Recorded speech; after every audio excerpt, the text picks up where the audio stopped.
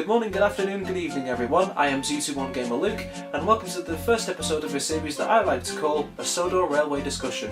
It's a series where I essentially look at something related to the Thomas and Friends series that we all know and love, most of the time, and either answer a question, debate, or just give my general thoughts on something related to the series. This episode's discussion will be on something that I've noticed a few Thomas fans briefly mention when discussing the worst episode of series 1 to 7, aka the classic series. More specifically, I'm going to be discussing the series 2 episode that aired on November the 12th, 1986.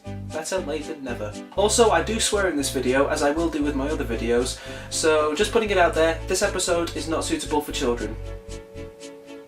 Unless you've already heard the word shit in your lives. But anyway, let's get started. Also, I know that wearing a black leather jacket isn't the best thing to be doing in summer, but I'm doing it to keep consistent with the opening. My pits are sweaty.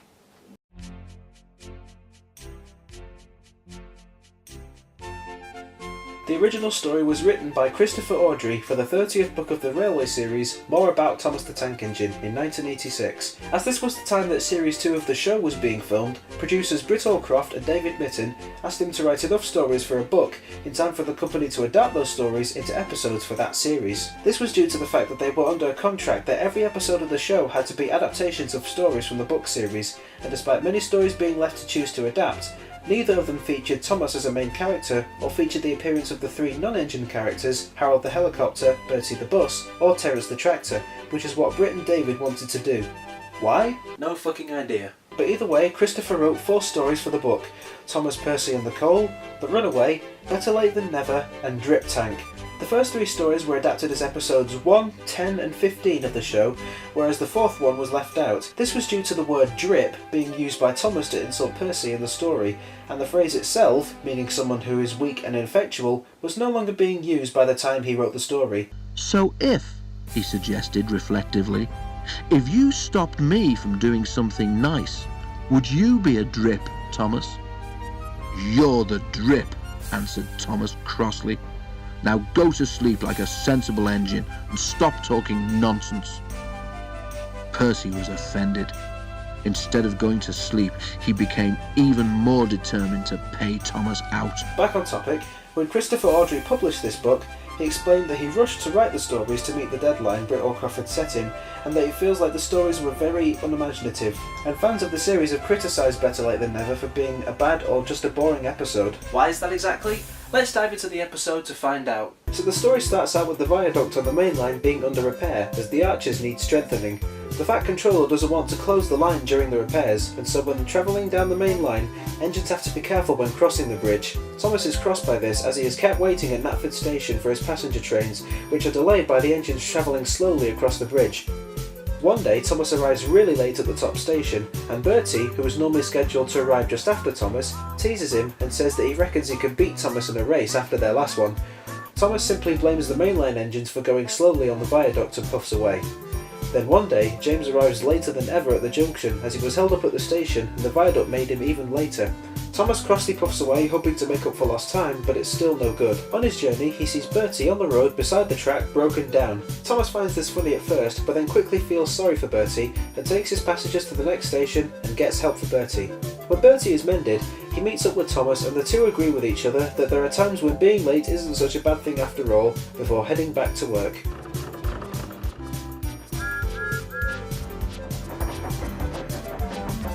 Okay, so looking at this episode from a certain point of view, I can see why people dislike this episode. I say dislike because not everybody likes to consider episodes from the second series bad, but as critics and fans of the books and the show, myself included, we analyse what is presented to us as part of our favourite series and we try to look for what it did wrong, not just for what it did right.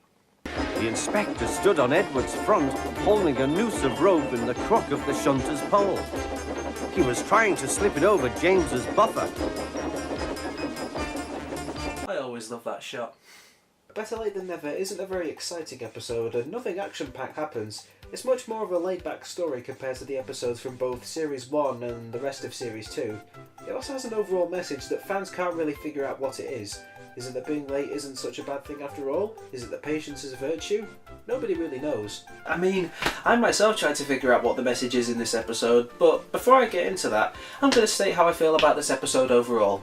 I don't think that this episode is bad, and I'm sure that other fans don't consider this episode bad either, but I also want to say that I don't think that this episode is boring either. I like this episode, and I mean, I really like this episode. It's not my favourite of Series 2 by a long shot, that honour goes to Edward's exploit, but I don't believe that it's the worst episode of Series 2 either. I don't really like to consider which episode of Series 2 is the worst, as it's one of my favourite series of the classic series, although I could debate that Thomas and Trevor is my least favourite. Great music and great sets for sure, but the story is something that we've seen before in Thomas, Terence and the Snow. Thomas is kind of stubborn and doesn't believe that Trevor is useful because he doesn't run on rails. Sound familiar? True, he isn't as stuck up as he was with Terence, but he should have learnt by now that vehicles don't need to run on rails to be useful. Again, it's not a bad episode, but definitely the one I look forward to the least when rewatching Series 2. Back on topic, I can agree that Better Late Than Never's message is hard to understand, but through speculation and thinking about it for a bit, I came to my own conclusion about what I think the message is for this story. I believe that while not noticeable at first, the message of the story is the name of the story itself. Think about it. Bertie teases Thomas for being late, and then days later he suffers a breakdown and relies on Thomas passing by to take his passengers to the next station. Thomas still manages to get the passengers home safely, and despite being late, learns from seeing Bertie broken down that it's better to arrive late but safely than never to arrive at all. Bertie learns this as well, as for the past few days he's been on time and has teased Thomas for being late, and when on the one day he breaks down and doesn't make it to the station at all, he's now in Thomas's shoes, or wheels, since he doesn't have feet, and has the same realisation as Thomas. Being late is better than never reaching the destination, or to paraphrase, better late than never. While true, the story doesn't go into detail about Thomas and Bertie's lesson learnt, from an analyser's point of view, the message makes somewhat sense.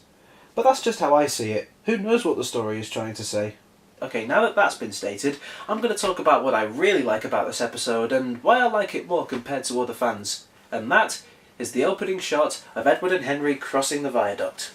Like I said before, it's laid back and not full of action, but I don't think that matters in this scene. What we get is the narrator reading the story with large gaps in between his sentences. These gaps allow us to draw our attention to the background as well as the foreground, and the music. The shots of my two favourite characters slowly crossing the viaduct was always very soothing and relaxing to me. We basically get a full minute of the viaduct theme, which is actually a very calming piece of music, fitting for two engines slowly crossing the viaduct as the workmen continue the repairs. To give you guys a bit of history, the first time I remember watching this episode was on the Chasers, Racers and Runaways VHS tape that I had as a kid. It included a lot of action-packed episodes from series 1 to 4, which would go on to be some of my favourites, my personal favourite from that VHS being Escape.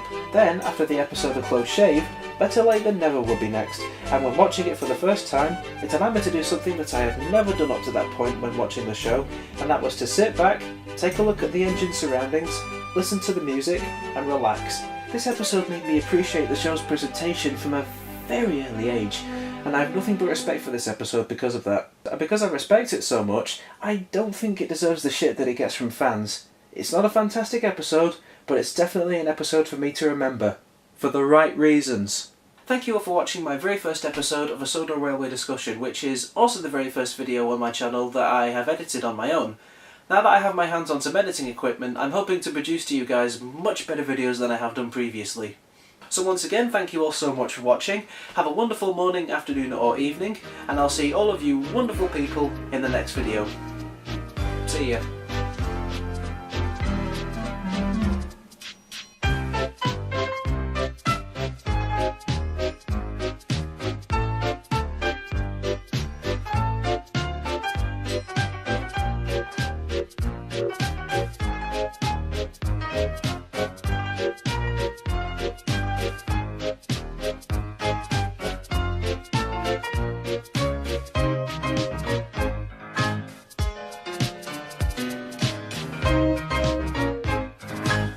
The original story was written.